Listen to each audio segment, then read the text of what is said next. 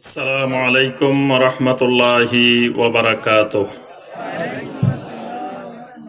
2 নম্বর বেদাতের পরিণতি জাহান্নাম। বেদাতের পরিণতি জাহান্নাম। নবী সাল্লাল্লাহু আলাইহি ওয়াসাল্লাম স্পষ্ট করে বারবার বলছেন, কুল্লু বিদআতিন দালালা ওয়া কুল্লু দালালাতিন ফিন্নার। সমস্ত বেদাত হলো দলালা, আর দলালার কারণে জাহান্নামে যাওয়া লাগবে। তাহলে জাহান্নাম থেকে মুক্তি পেতে হলে অবশ্যই আমাকে বেদাত ছাড়তেই হবে, যদি আমি জাহান্নাম থেকে বাঁচতে চাই। বেদাতের ব্যাপারে আমাকে সতর্ক থাকতে হবে। 3 নম্বর, কবিরা গুনার চাইতে বেদাতের গুনাহ বড়। স্বাভাবিকভাবে বেদাতের গুনাহটা শিরকের নিচে, কবিরা গুনার উপরে। এই মাঝখানে হলো বেদাতের গুনাহ, শিরকের নিচে, কবিরা গুনার উপরে। আবার কখনো কখনো এই বেদাতটা যদি আকীদার বেদাত হয়, তখন এটা শিরকের উপরে উঠে যায়। তাহলে কবিরা গুনার জন্য মানুষ তওবা করে, কিন্তু বেদাতের জন্য মানুষ তওবা করে না। এই জন্য সুফিয়ান সাউরি রাহমাহুল্লাহ সবসময় বলতেন যে ইবলিসের কাছে কবিরা গুনাহ করানোর চাইতে বেদাত করানোটা বেশি প্রিয়। সে একটা বেদাত করাতে পারলে শত শত কবিরা গুনাহ করানোর চাইতে সে শয়তান বেশি খুশি হয়। কারণ কি? কবিরা গুনাহ আমাকে আপনাকে দিয়ে 50টা সে করাই দিল, কদিন পরে আমার অন্তরে অনুশোচনা তৈরি হলো, আরে আমি অনেক গুনাহ করে ফেলছি, আমি এসে আমার আল্লাহর কাছে তওবা করলাম। আল্লাহ বলতেছেন, তুমি নিরাশ হইও না, ইন্নাল্লাহা ইয়াগফিরুয যুনুবা জামিআ, আল্লাহ পাক আমার সব গুনাহ মাফ করে দিবেন। সুবহানাল্লাহ। কিন্তু বেদাত যেটা করছি, এটা তো আমি মনে করছি ভালো কাজ করছি, এটার জন্য কিন্তু মৃত্যুর আগে আর তওবা নসিব হবে না। তাহলে ইবলিস এমন একটা কাজ করাই দিল যে আমি তওবাবিহীন দুনিয়া থেকে গেলাম, কিন্তু কবিরা গুনাহ 50টা করাইলো, 100টা করাইলো, আমি 100 বার তওবা করে ফেললাম। তো ইবলিসের লাভ কোনটাই বেশি? ইবলিস কিন্তু আমার আপনার মতো মোটা মাথার না, ইবলিস কিন্তু চিকন মাথার। কারণ সে ফেরাউনও দেখছে, নমরুদও দেখছে, আবু জাহেলও দেখছে, আবু লাহাবও দেখছে। যুগে যুগে এমন শয়তান ছিল না যাদেরকে সে দেখে নাই। তাহলে সে সব শয়তানের ওস্তাদ, ফেরাউনেরও ওস্তাদ, নমরুদেরও ওস্তাদ। সেই জানে কম কষ্টে কেমনে আপনাকে বেশি ক্ষতিগ্রস্ত করা যায়। এই জন্য সে আপনাকে দিয়ে বেদাত করাতে আগ্রহী বেশি, কবিরা গুনাহ করাতে এত আগ্রহী নেই। তাহলে কবিরা গুনাহ চাইতেও বেদাত বেশি মারাত্মক। তাহলে আমাকে এই বেদাতের গুনাহ থেকে বাঁচতে হলে অবশ্যই বেদাত ছাড়া লাগবে। এরপরে বেদাতই নবী সাল্লাল্লাহু আলাইহি ওয়াসাল্লামের শাফাআত পাবে না। নবী সাল্লাল্লাহু আলাইহি ওয়াসাল্লাম হাদিসে স্পষ্ট বলছেন, সহিহ আল বুখারীর হাদিস, কিছু মানুষ নবী সাল্লাল্লাহু আলাইহি ওয়াসাল্লামের দিকে কিয়ামতের দিন হাউজে কাউসারের দিকে আসতে থাকবে, ফেরেশতারা বাধা দিবে। নবী সাল্লাল্লাহু আলাইহি ওয়াসাল্লাম বলেন, হাউলা উম্মতি, হাউলা উম্মতি, এরা আমার উম্মত, এদেরকে আসতে দাও। কিন্তু মালায়েকারা, ফেরেশতারা বাধা দিচ্ছেন।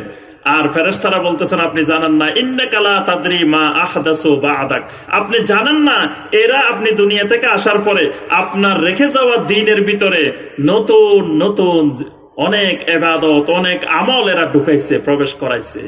নবী সাল্লাল্লাহু আলাইহি ওয়াসাল্লাম বলবেন, সুহুকান সুহুকান, এইরকম যদি হয় দূর হয়ে যাও, দূর হয়ে যাও, এরা আমার কাছে আসার দরকার নাই।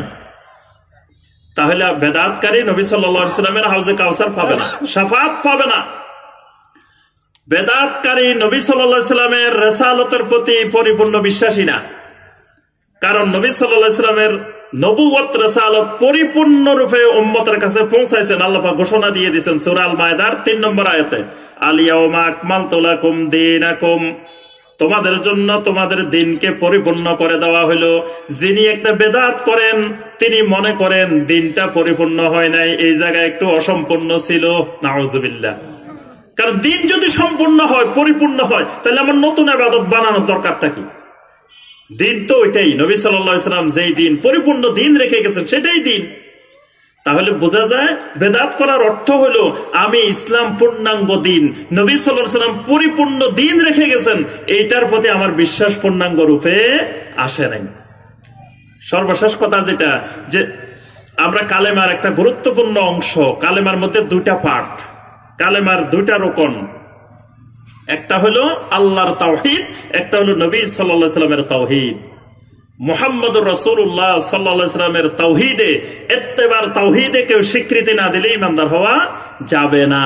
তাহলে বেদাত করা মানে যে নবী সাল্লাল্লাহু আলাইহি সাল্লামের রিসালাতের সাক্ষ্য দানে ইত্তেবা করার ক্ষেত্রে আমি পরিপূর্ণ অনুসারী ইমানদার হইতে পারি নাই। এই জন্য আমার ভাইরা এবং বোনেরা, সব সময় বেদাত থেকে 100 গজ দূরে থাকতে হবে। বেদাতের ব্যাপারে কঠিনভাবে সতর্ক থাকতে হবে।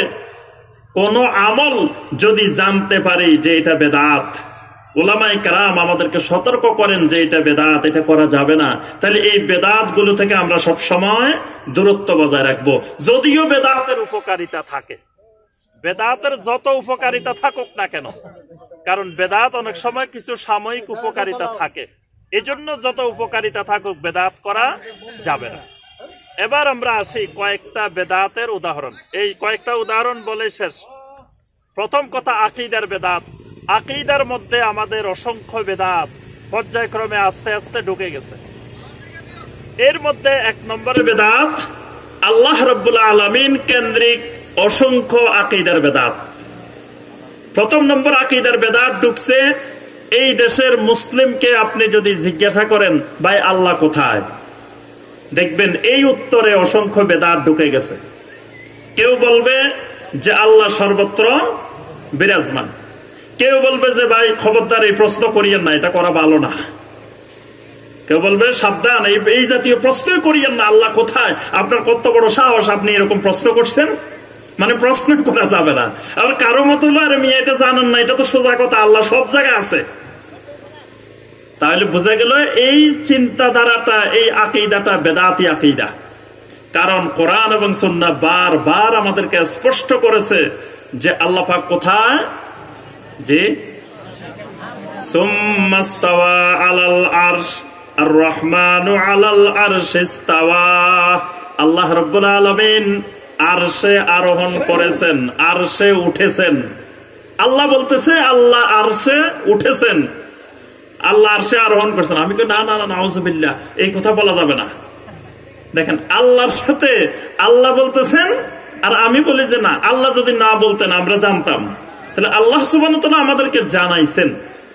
নবী সাল্লাল্লাহু আলাইহি ওয়াসাল্লাম সরাসরি একজনকে প্রশ্ন করছেন আইন আল্লাহ, এক দাসীকে প্রশ্ন করছেন আইন আল্লাহ, আল্লাহ কোথায়। দাসী কি বলছে, ফিস সামা, আকাশে। তাহলে আল্লাহ কোথায়, আকাশে, উপরে। আল্লাহ নিচে না, সব জায়গায় না। আল্লাহর সিফাত সব জায়গায় বিরাজমান।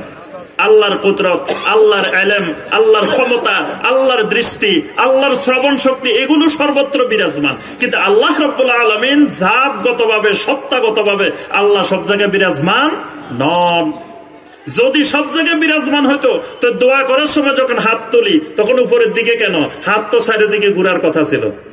কি বলেন, রব্বানা আতিনা ফিদ দুনিয়া হাসানা ওয়া ফিল আখিরাতি হাসানা, এভাবে ঘুরবে না? কারণ আল্লাহ তো সাইডের দিকে, তো ঘুরে না কেন, খালি উপরের দিকে কেন? তার অর্থ হলো আমার আল্লাহ উপরের দিকে। তাহলে আল্লাহ কেন্দ্রিক এখনো আমাদের আকীদা পরিষ্কার হয় না, এখানে বেদাতি আকীদা ঢুকে আছে। আবার জিজ্ঞাসা করবে যে আল্লাহ কি আকার আছে না নিরাকার? না না, নাউযুবিল্লাহ, আল্লাহ নিরাকার। আল্লাহ আকার আছে, কথা বলাই যাবে না। আল্লাহ যে আকার গুলোর কথা বলছেন, সিফাতের কথা বলছেন, আল্লাহ যেভাবে বলছেন সেভাবে ঈমান আনতে হবে। এগুলাকে অস্বীকারও করা যাবে না, ব্যাখ্যাও করা যাবে না।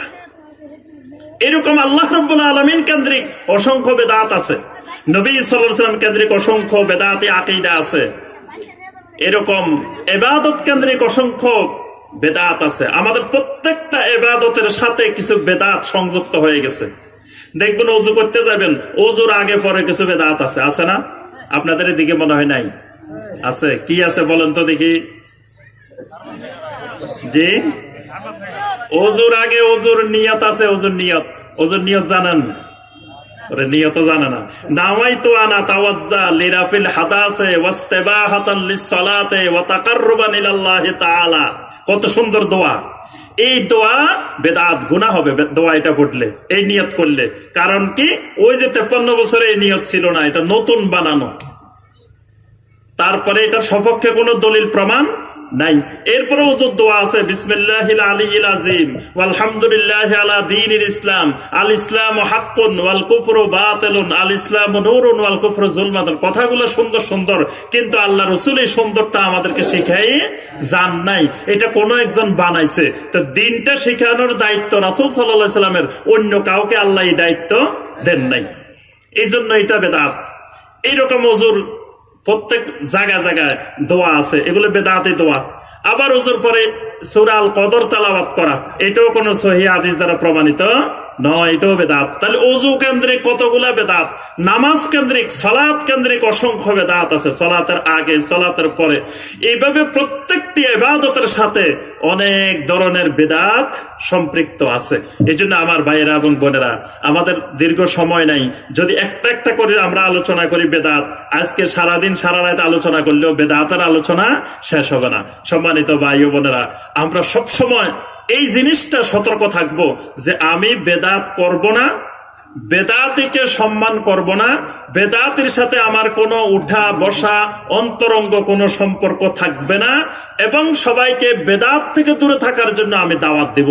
আমি একজন বেদাতের বিরুদ্ধে দায়ী হব, এবং বেদাতের পৃষ্ঠপোষকেরা আহলুল বেদা কখনো আমার পক্ষ থেকে কোনো প্রকার সহযোগিতা, সহানুভূতি বেদাতের ব্যাপারে পাবে না। এই বিষয়গুলোতে আমাদের সচেষ্ট থাকতে হবে। আল্লাহ রাব্বুল আলামিন আমাদের সবাইকে বেদাত মুক্ত সুন্নতি জীবন যাপন করার তৌফিক দান করুন। আল্লাহ রাব্বুল আলামিন এই এলাকাটাকে সুন্নতের এলাকা হিসাবে, তাওহীদের এলাকা হিসাবে, শিরিক বেদাত মুক্ত এলাকা হিসাবে আল্লাহ পাক কবুল ও মঞ্জুর করে নিন। এই বন্যী পূর্বপাড়ার এই অঞ্চলের সকল ভাই বোন গুলাকে আল্লাহ রাব্বুল আলামিন দ্বীনের পরিপূর্ণ অনুসরণকারী হিসাবে কবুল করে নিন।